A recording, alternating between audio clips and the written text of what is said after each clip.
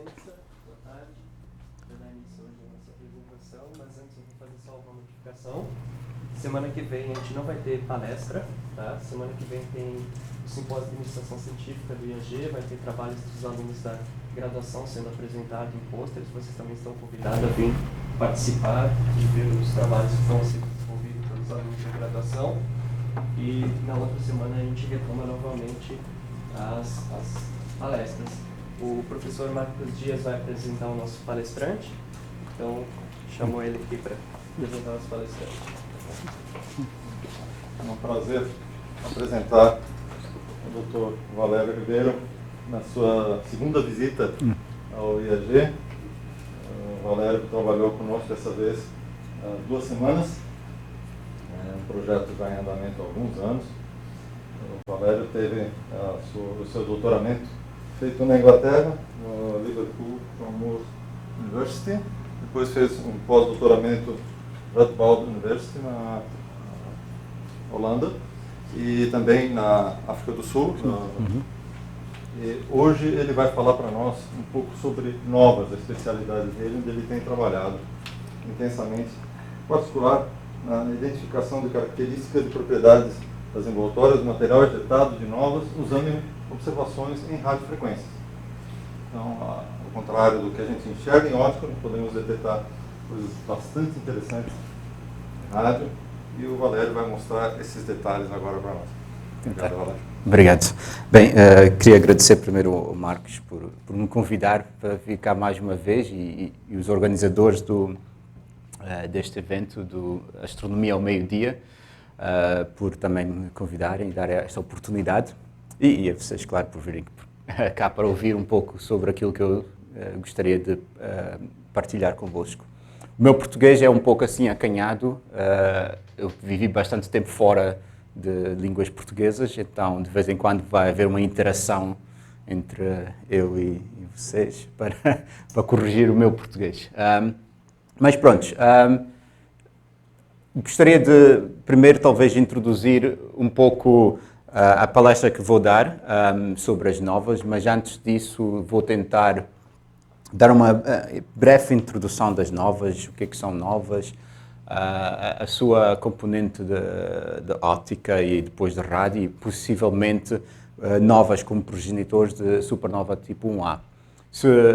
Para aqueles que talvez não conheçam nada que eu estou a dizer, eu vou tentar introduzir isto durante a palestra. Mas primeiro que tudo, gostaria, esta apresentação, ou pelo menos este slide, eu costumo dar à noite. Então eu digo, quantos de nós é que quando sairmos vamos pegar no nosso telemóvel, mandar uma mensagem para os nossos parceiros ou as pessoas mais significativas na nossa vida, dizer já acabou a palestra, foi interessante, podia ter sido melhor, e saímos. E nunca olhamos para o céu, né? Agora, claro, São Paulo, infelizmente, não é nada parecido com isto, é onde à noite a gente pode ver assim a banda da Via Láctea, não é? E especialmente aqui no sul a gente vê isto. Wrong way. Semelhantemente, pronto, né? Nós cá vemos tudo na banda de óptica, não é? Na visível, mas só que o espectro eletromagnético é muito maior que isso. Temos raios gamas, raios X, infravermelho, e se a gente pudesse ver na rádio, é mais ou menos isto que a gente veria. Isto foi uma imagem que saiu semana passada do telescópio de rádio Meerkat, que é a imagem aqui no foreground, da frente, e por trás temos aqui a nossa galáxia, a Via Láctea, em que a gente vê muitos detalhes na banda de rádio. Já não vemos mais aquela poeira que vemos antes aqui, né? Assim, estas partes mais claras e mais escuras devido à poeira que está entre nós e o centro da galáxia. Mas nesse caso, no rádio, a gente já tem muita mais informação. Temos fontes pontuais, que possivelmente são maioritariamente galáxias, extragalácticas, e às vezes, de vez em quando, por exemplo, temos filamentos e temos estas grandes injeções. Vamos fazer assim. Não, vamos fazer assim. Temos aqui uma grande injeção de material à volta da Via Láctea. E esta emissão é devido à emissão ciclotron. Então, houve uma explosão há umas milénias e este material que foi injetado no centro da nossa galáxia interage com o ambiente médio, o ISM, e acelera elétrons para velocidades para velocidades perto da velocidade da luz, emitindo esta radiação ciclotron. Vamos voltar a isto daqui a pouco, não necessariamente a esta imagem, mas ao método de ejeção. Agora, a gente vê normalmente o céu muito estático, mas se a gente tivesse, se nós fôssemos capazes de captar vídeo e vídeo que a gente possa memorizar, o céu seria muito semelhante a isto, em que temos muitas explosões ou transitórios que acontecem no céu ao longo do tempo. Isto, neste caso, é um vídeo de supernovas em todo o céu. Então temos novamente aqui a nossa Via Láctea, cheio de poeira. E isto são supernovas, cada ponto são supernovas externas à nossa galáxia. Agora, notamos neste caso que temos, parece que está a aumentar. Não é que esteja a aumentar o número de supernovas, é que simplesmente com cada vez mais telescópios e telescópios que deem mais campo de visão, a gente apanha muitas mais supernovas. Mas não é de supernovas que eu vou falar. Eu vou falar de um sistema chamado novas, e as novas são um pouco menos energéticas que as supernovas. E se a gente fizesse o zoom in de uma nova, se a gente conseguisse ir lá ver o que é que uma nova se parece, a gente veria isto. Um sistema binário, então temos duas estrelas, vamos lá ver se, ok. Teremos duas estrelas, uma das estrelas muito semelhante ao nosso Sol, e uma estrela que seria esta estrela, e uma estrela secundária, bem, a gente chama ela primária, na verdade, que é uma anã branca. E a anã branca está a sugar material desta segunda componente. E este material é hidrogênio, primariamente, que vai sendo posto no envelope da anã branca. E como a anã branca está degenerada, então os elétrons estão todos compactos, a gente pode ter reações nucleares, particularmente a fusão de próton com próton, para criar, eventualmente, hélio na superfície, e é gerado, e a temperatura mantém-se ali a crescer, mas, eventualmente, a gente chega a uma temperatura suficientemente elevada, normalmente, talvez entre 20 milhões a 100 milhões de Kelvin, em que a gente consegue começar a queimar o hélio para outros elementos mais pesados, nomeadamente carbono, nitrogênio e oxigênio. E aí a gente começa a ter um sistema de queimada que se chama o processo CNO, em que estamos já a fundir elementos mais pesados. Eventualmente, neste caso, as reações nucleares já começam a ser muito mais aceleradas, a temperatura vai aumentando exponencialmente mais elevado que o processo PP. E aí há uma injeção do envelope que, eventualmente, destrói o disco da acreção que é montado à volta da anã branca e é expelido. Queria fazer um pequeno interlúdio para quem não sabe e para quem não se recorda, para recordar. Escalas no espaço. Escalas no céu. Por exemplo, a nossa Lua tem mais ou menos meio grau de tamanho no céu. Então, se a gente, por exemplo, fizer Ups, fiz a coisa errada. Se a gente pressionar, se a gente puser o nosso dedo pequeno no céu e estender o nosso braço, mais ou menos a gente diria que o tamanho é mais ou menos 1 grau. E a gente pode assim também medir distâncias aparentes entre estrelas. Claro, as estrelas em si estão numa esfera tridimensional. Então, como eu disse, a Lua está mais ou menos a meio grau e a gente pode subdividir a Lua de meio grau em pedaços mais pequenos. A gente pode dividir a uma unidade chamada arco-minutos e a Lua está em 1 grau são 60 arco-minutos. Então, a Lua são 30 arco-minutos. A gente pode vir a reduzir também, a dividir um arco-minuto em 60 arco-segundos. Só para pôr isto um pouco mais em contexto, isto são imagens temos aqui supernovas e imagens de novas. Aqui estamos a ver, são mais ou menos 10 arco-segundos. Enquanto que uma supernova, mais ou menos, tem um tamanho no céu de 10 arco-minutos. Então são escalas muito diferentes, primariamente porque as novas são muito distantes e as velocidades de ejeção do material é menor que a supernova.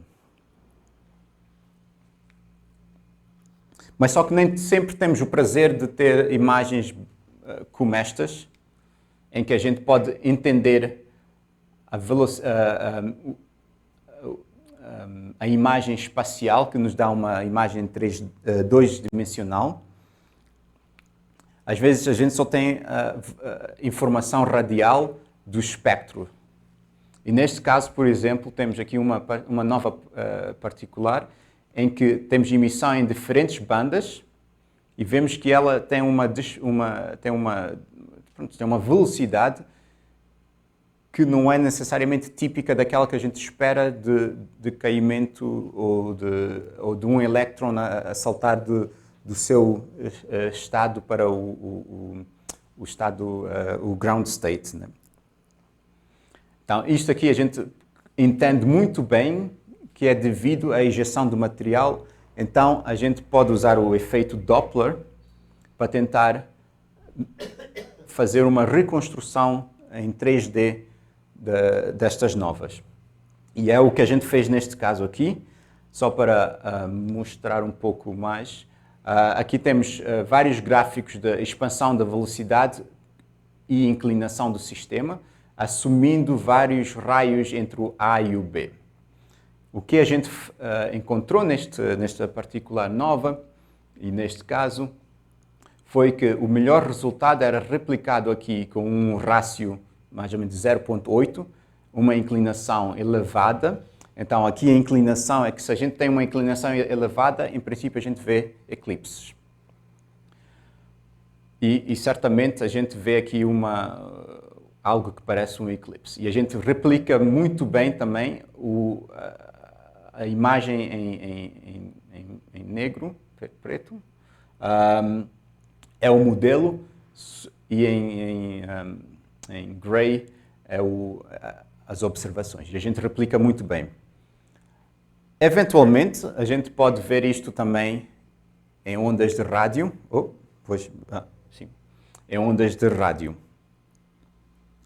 Mas só que neste caso, muitas das vezes, na rádio e as novas, a gente observava a elas como emissão térmica.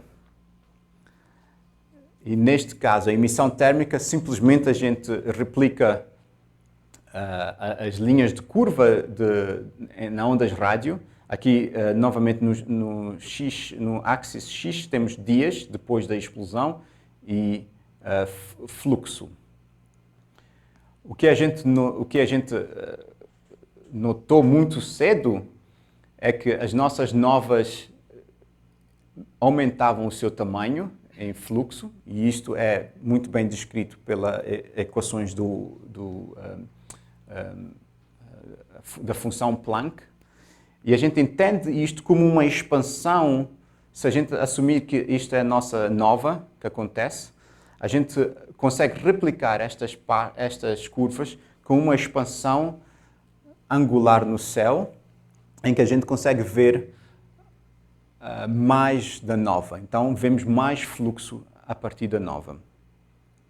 E ela vai aumentando, até chegar ao ponto aqui em que, como a gente tem uma ejeção de uma massa, a sua densidade vai diminuindo assim que ela vai expandindo e começa a ser optically thin. Como é que se diz em português? Como? Fina. Ok, optically fina. Começa a ser fina e a gente começa já a medir esta parte mais interior, enquanto aqui por fora já está muito mais fina a densidade. Mas só que nem sempre é assim.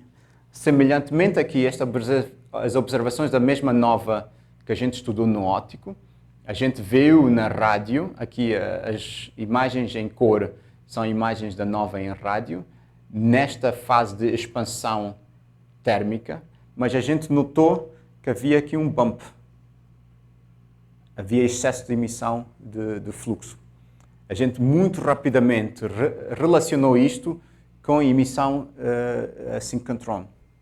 Então aí estamos a chocar elétrons, a acelerar a eles para a velocidade da luz, ou perto da velocidade da luz, e emite este fluxo.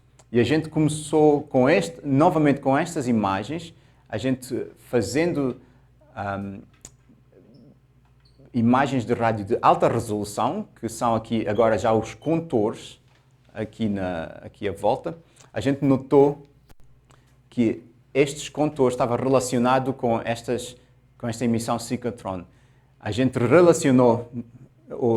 relacionamos ainda mais em que isto, como estava à frente da emissão térmica, tinha que estar à frente da nuvem principal e que deve ter sido choques entre algum vento que foi ejetado um pouco antes e um vento mais veloz que chega e faz colisão naquilo que a gente chama inter-ejector shocks.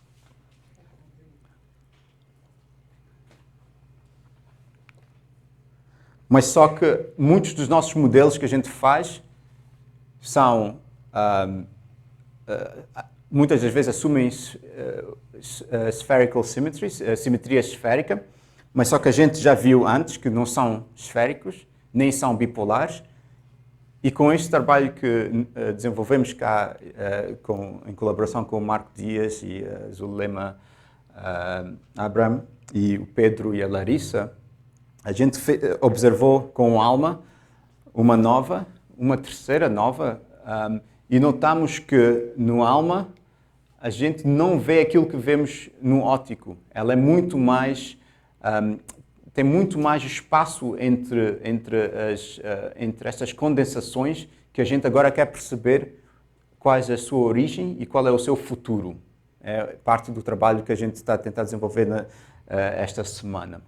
Se a gente fizesse uma convolução desta imagem para aquilo que a gente esperava ver no óptico e um telescópio como o Hubble Space Telescope, é isto que veríamos. A gente iria assumir que, pronto, ok, é bipolar, sim senhor, mas há emissão entre estas diferentes condensações, mas só que a gente vê que não é. Isto tudo ajuda um pouco a nós perceber quanta massa é que é ejetada, que é um parâmetro muito importante nestas novas. Outra coisa que eu quero introduzir nestas novas são que estas explosões, eu talvez já tenha dado algumas pistas, não são completamente disruptivas. Como a explosão acontece na superfície da anã branca,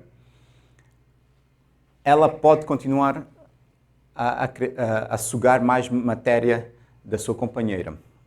E a gente sabe que isso acontece na nossa galáxia e em galáxias externas. Esta particular nova, é uma nova que acontece de 1 a 1 ano na galáxia Andrómeda, M31. A gente topou que havia um excesso de fluxo e a gente tentou associar este fluxo com ejeções múltiplas da nova durante um milénio.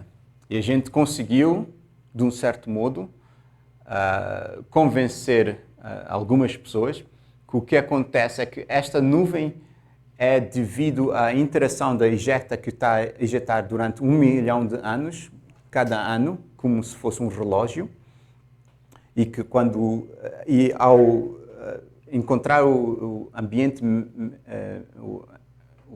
médio, ele carrega consigo a matéria.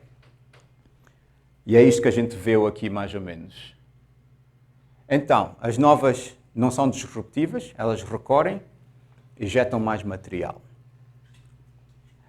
Alguns de nós já está a ver onde é que eu estou a levar a história, em que o que é que acontece à anã branca.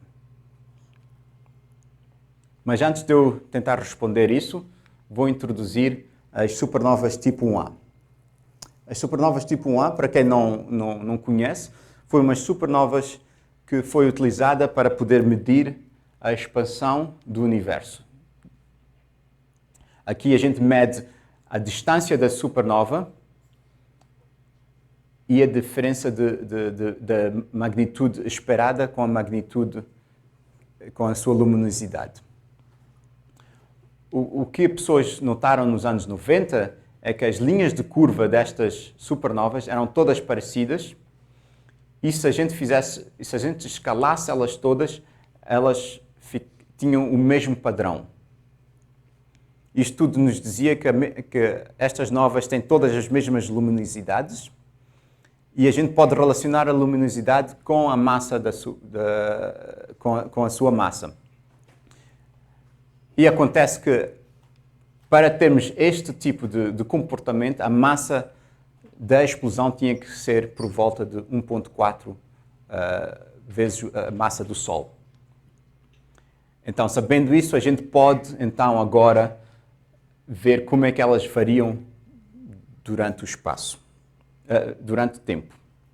E a gente aí consegue relacionar que parece que há uma expansão do universo, que é esta linha verde aqui.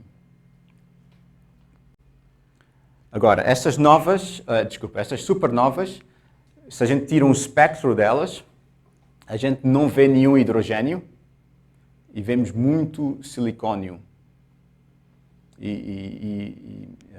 Silicónio e ferro. Então a gente tem que...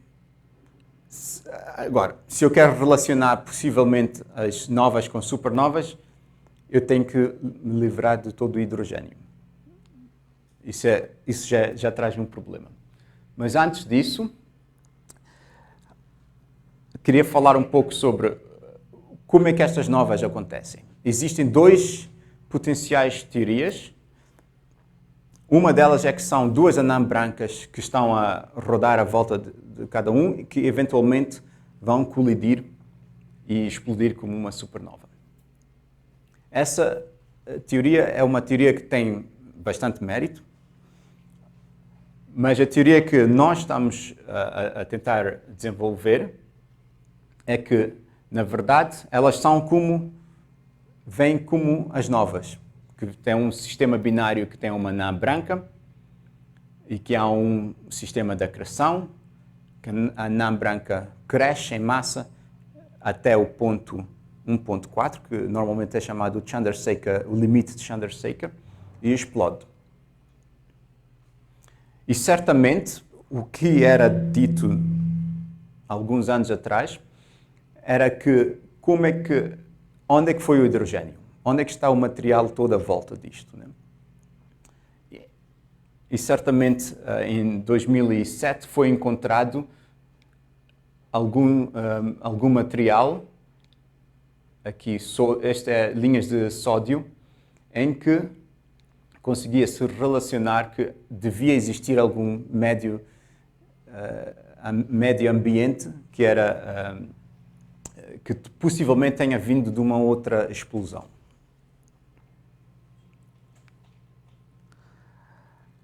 Agora, se a gente... aquilo tudo é baseado no óptico, né? A gente sabendo que há um meio ambiente, sabendo que há uma explosão, sabendo que o meio ambiente e a explosão podem chocar-se e criar partículas, elétrons em alta velocidade e a emissão síncrotron, a gente pode procurar em todas as supernovas tipo 1A qual é a expectativa da emissão de rádio. Neste caso, novamente, na parte esquerda temos dias e o fluxo. E estas detecções aqui, bem, não são detecções, são limites máximos. A gente não detectou nenhuma supernova tipo 1A, o que começou a pôr limites na quantidade do ambiente médio que ela possa ter. Neste caso, estávamos convencidos, mais ou menos, que se houve uma explosão prévia, ou ambiente médio não podia ser mais do que 10 elevado a menos 6 massas solares. Eventualmente, em 2011, houve uma outra explosão de uma supernova tipo 1A muito perto, em que ainda piorou os limites. Agora, nas explosões das novas, a gente explode qualquer coisa como 10 elevado a menos 4 a 10 elevado a menos 8, por exemplo, dependendo da teoria que se lê e dos diferentes. Então, isto dá uma certa preocupação a alguns de nós. E especialmente se a gente relacionar aqui a quantidade de massa que está a ser perdida por algum evento prévio à explosão da supernova. Aqui esta é a velocidade da ejeção da supernova. A gente consegue pôr limites daquilo que a gente espera, daquilo que não é, essencialmente. E se a gente sabe, em alguns sistemas, sabemos as ejeções, por exemplo, das novas, ela fica aqui, e em alta velocidade. Isto é mais ou menos, isto é 1000 km, aqui estamos em increase logarithmically, em logarithmic, 2000, então entre 1000 a 5000 km por segundo, essas são as ejeções das novas, e a sua massa que é ejetada na nova é aqui, mais ou menos 10 elevado a menos 8 a 10 elevado a menos 7.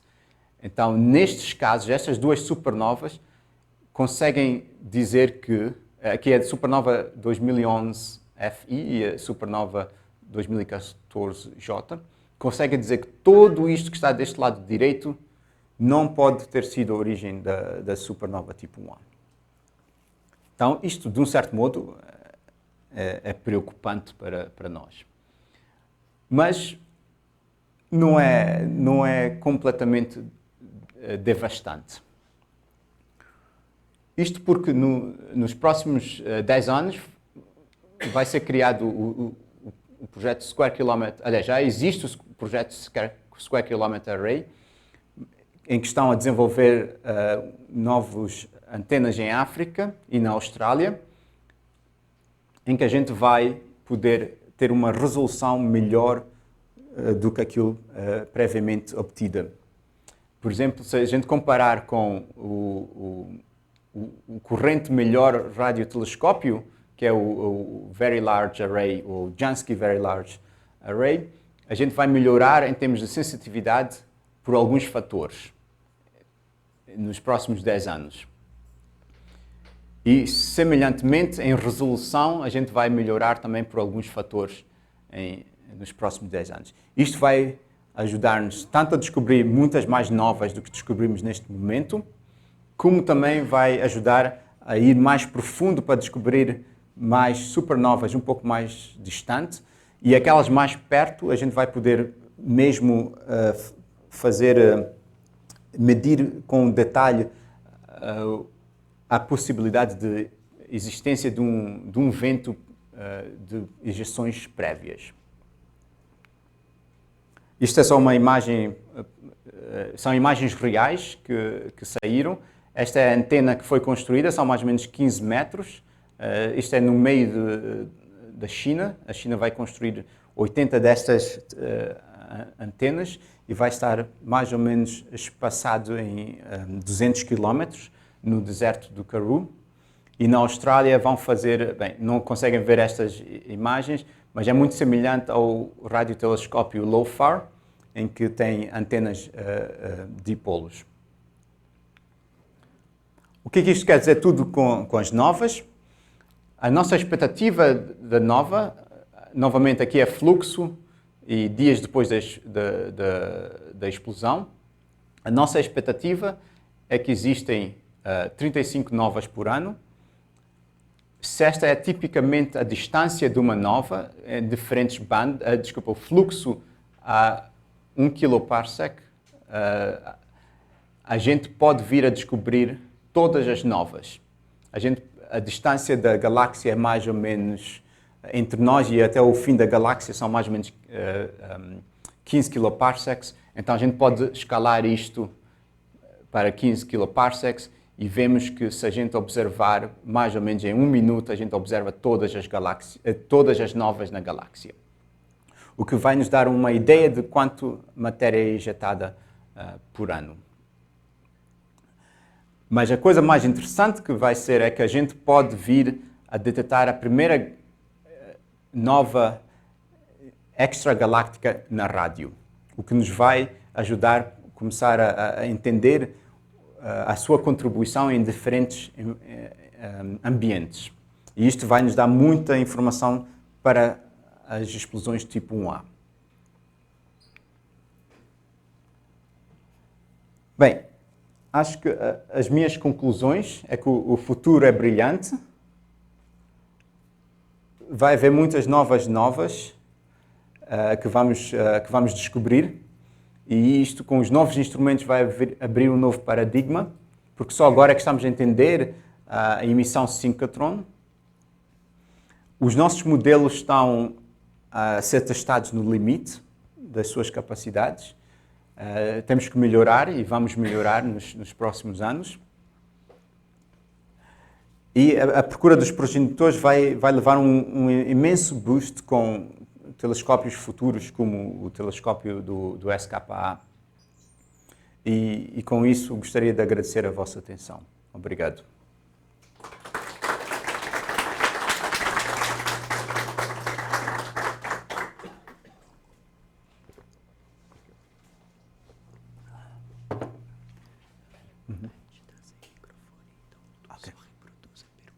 Ok. Está bem. Perfeito. A gente vai abrir então espaço para perguntas. Por favor. Aqueles pontos brilhantes que aparecem na galáxia, piscando, eu não entendi direito. Seriam o quê, professor? Ok, então a pergunta foi o que são estas... eu talvez vou mostrar a imagem ainda maior.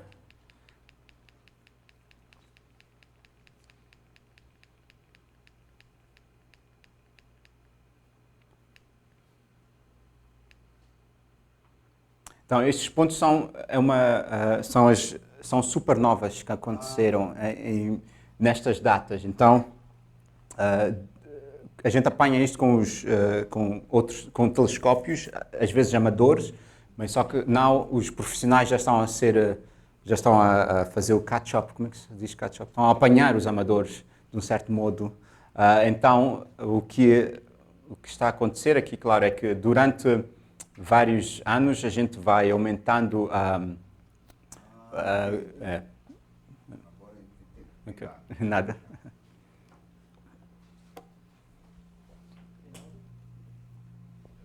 Você mostrou um espectro em rádio, se eu não me engano, e vocês identificaram um banco que apareça com emissão síncrona.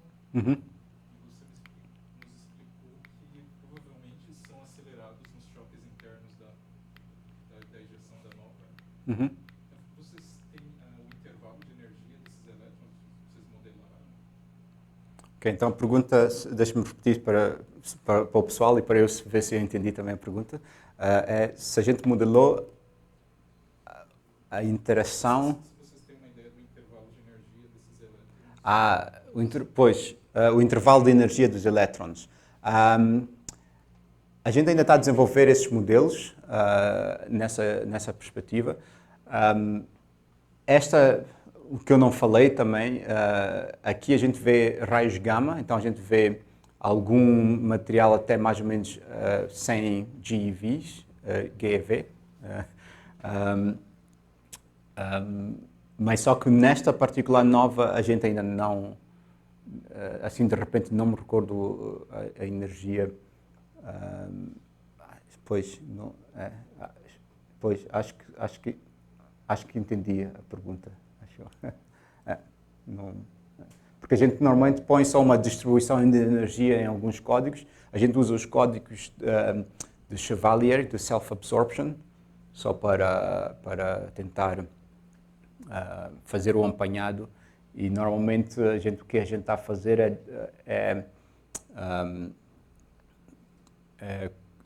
só relacionamos o número de elétrons que são acelerados com o campo magnético e também com a densidade. Então, se me recordo bem, não pomos necessariamente uma energia. Reinaldo, só para aproveitar, qualquer coisa está aqui na sala do visitante, você pode conversar com ele posterior. Respeito disso. Juan, por favor. Sim, eu fiquei curioso. Você falou que está metido na contraparte de raios gama, do mesmo objeto, não da mesma nova.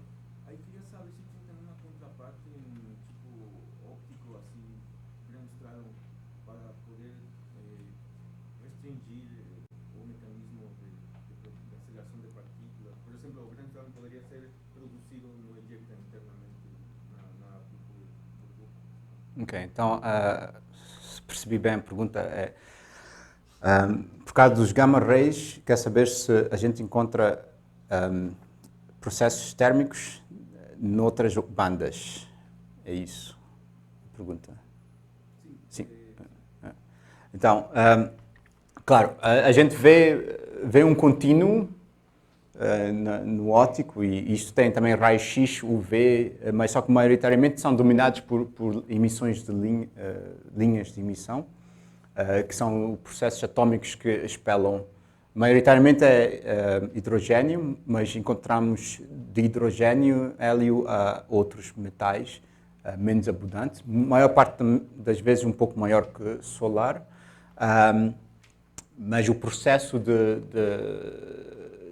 o processo de aceleração das partículas parece ser mesmo o facto que temos uma injeção de material que aparenta ser mais devagar, por exemplo aqui, e depois há uma injeção mais veloz, um pouco de tempo diferente, que depois cria choques internos na ejecta. Mas estes modelos ainda estão a ser desenvolvidos. Aliás, quer dizer, alguns modelos já mostraram que isso pode replicar algumas da emissão gama, e especialmente vai ser o sistema hadrônico, que é que faz a contribuição para os raios gama. O sistema hadrônico simplesmente é associar prótons de alta velocidade, quando chocam, criam um pião zero, é pião, né? Pião zero? É. Pião zero, que depois decai em 2 gamas. Isso parece estar um pouco assim, já... há sempre espaço para desenvolvimento, mas esse é o primeiro passo que já se deu, e acho que muito significativo para tentar entender e relacionar estes eventos, tanto no rádio como nos raios gama. Mais perguntas? Tem alguma correlação entre o tamanho daqueles clamps com a energia média que é liberada no processo? Tamanho desculpa? Aqueles clamps quando se... Ok. Então a pergunta era se há uma relação entre o tamanho dos clamps e o meio ambiente. Média liberada. Ok.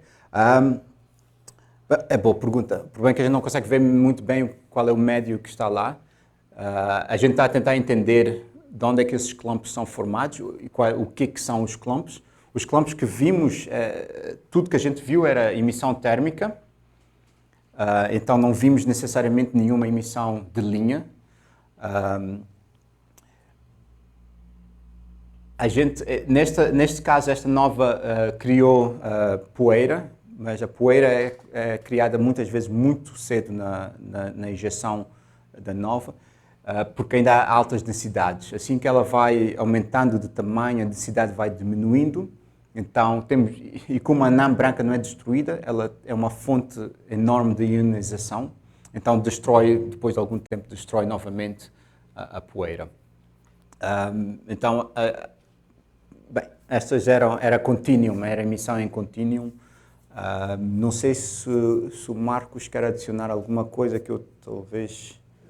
Tem muito pouco nos objetos que a gente consegue enxergar essas condensações. Então, é difícil estabelecer uma correlação na amostra pequena, onde a gente pode saber se tem uma certa quantidade de condensações ou não lá na imagem. É muito difícil medir. Então, só para repetir para pessoas online, a gente tem uma amostra muito pequena, então é difícil a gente chegar a uma conclusão firme do que é que está a passar.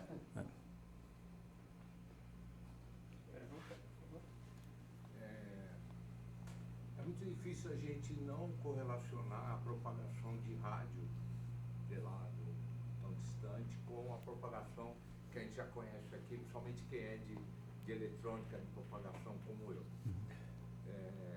Assim, essa onda de rádio que vem, ela tem polarização, ela vem redonda, ela vem rodando, ela vem num crescendo. Qual a densidade de perda? É muito parecida com o ótico, porque senão a gente acaba não tendo um padrão para se relacionar com aquilo que está vindo e ver. Além disso, tem aqueles fenômenos da nova, que aconteceu com a dupla, tal, que houve, em que hora começa a emitir rádio ou não, ou a gente não sabe, e nesses momentos aí, nesses grânulos, né, também está emitindo rádio, como aconteceu com a nuvem? Sim, ok. Deixa-me ver se eu consigo repetir a sua pergunta. Não. É mais para o pessoal online para ver. Então, se a gente consegue relacionar a polarização nas ondas rádio, por exemplo, com óptico, ok, eu vou talvez responder essa primeiro, antes de mover para a segunda, porque vou pedir para repetir, porque senão eu também esqueço. A gente só agora é que começamos a ter polarímetros com suficiente sensitividade para medir a polarização no óptico. Eu vi recentemente algumas espectros de polarização. Não vou dizer que compreendo o que elas querem nos dizer, na verdade. Ainda estou para ler a literatura para entender o que tudo quer dizer. Na rádio já existe um grande esforço na polarização, mas ainda não aplicamos para as novas. E parte disto é que a gente não... É super competitivo ter tempo nestas coisas. E acho que as polarizações, acho que a gente ganha mais informação tendo imagens do que ter polarização. Porque a polarização, de um certo modo, também diz-nos um pouco a morfologia do objeto, uma coisa que a gente consegue nas imagens facilmente e muito mais barato.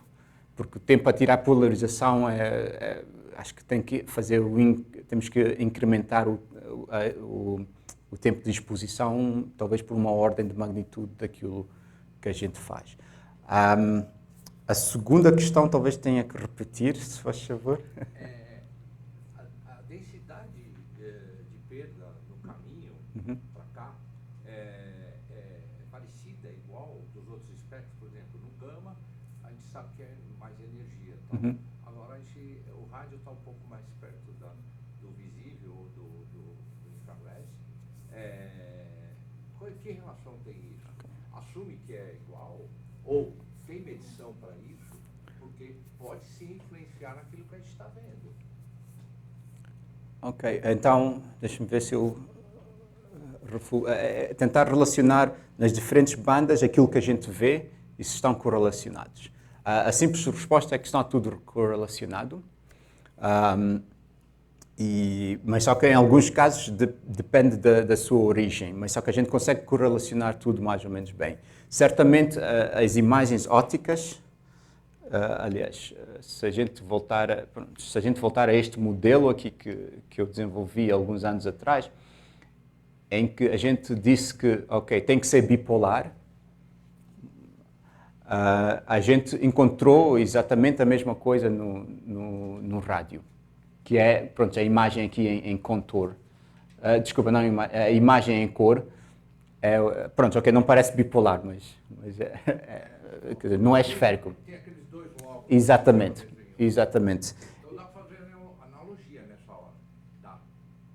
Como? Dá para fazer analogia nessa hora. Sim, bem, sim, acho que sim. Se eu entendi bem, sim.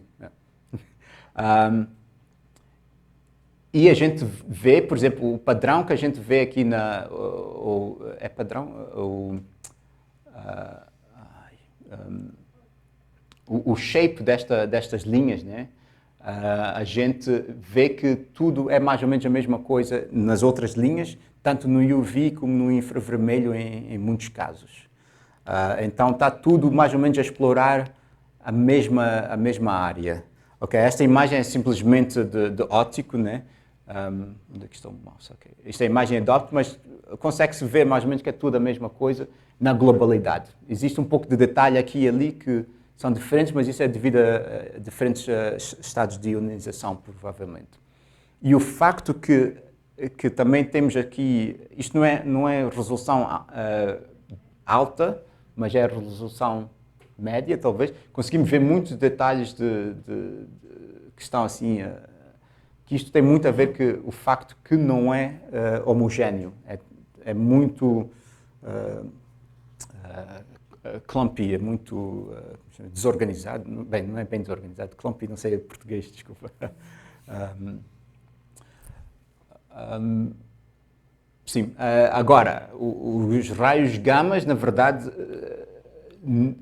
a gente pensa que não vêm necessariamente da ejeção bulk, mas só que vem da interação da ejeção consigo mesma, né? E principalmente o sítio mais fácil delas serem, porque se isto aqui é optically thick, a gente não consegue ver lá para dentro. Então, para a gente ver o synchrotron tem que estar por cima, né? E daí que... pronto, então o gama já não tem a ver com o bulk da ejeção, mas outro processo. E possivelmente é a única parte que é, digamos, diferente. Mas cada banda vai nos dar detalhes diferentes também, um pouco... mas na maioria a gente consegue relacionar tudo. E estas datas que a gente vê, pois eu não mostrei a linha de curva do óptico, mas o óptico, isto aqui são 10 dias, 100 dias. Normalmente o óptico teria já levantado e aqui já estava muito mais abaixo. Ela sobe mais ou menos, dependendo da velocidade da nova, sobe de não detecção até pico em 2 dias, para as mais rápidas. Também temos aquelas mais devagares. Depois o decaimento tem vários diferentes tipos de decaimento, mas o normal é, novamente, se é uma nova rápida, o decaimento pode ser de pico a 2 magnitudes, menos do que o pico, em menos de 10 dias. E depois é uma exponencial normal, a não ser que tenha dust e outras iterações. Né? Mais uma pergunta? Então vamos... tem? Você falou que com esse novo telescópio é esperado que possa observar todas as novas que tem na nossa galáxia.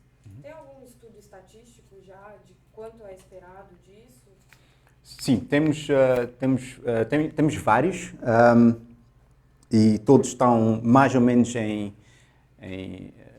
Estão todos mais ou menos na mesma ordem de magnitude, que é entre 25 a 50 novas por ano.